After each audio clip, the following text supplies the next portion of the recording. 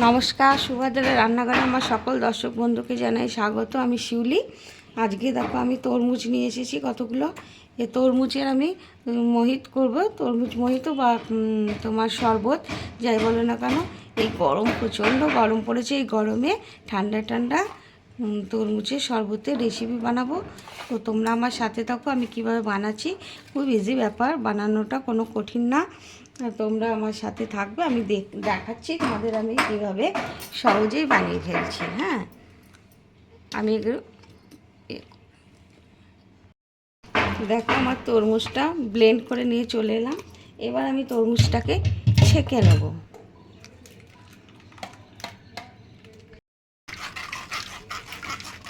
আমি পুরো ছেঁকে নিচ্ছি।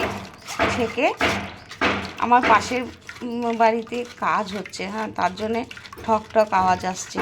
তোমাদের হয়তো একটু অসুবিধা হবে ভিডিওতে, তোমরা কিছু মনে করো না। আমার তরমুজের জুসটা বানানো রেডি হয়ে গেছে।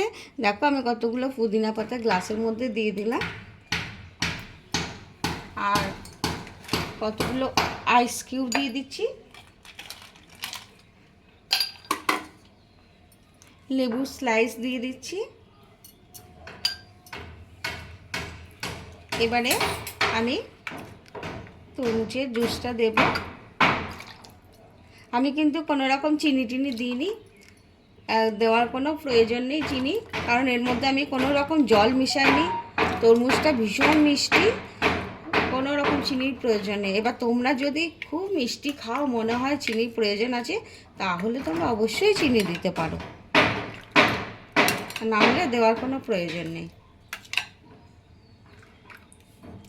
এবার আমি একটু বিট লবণ দেবো। বিট লবণটা স্বাদ অনুযায়ী বিট লবণ দিয়ে দিচ্ছি। বিট লবণটা দিয়ে একটু আমি ঘেঁটে দিলাম।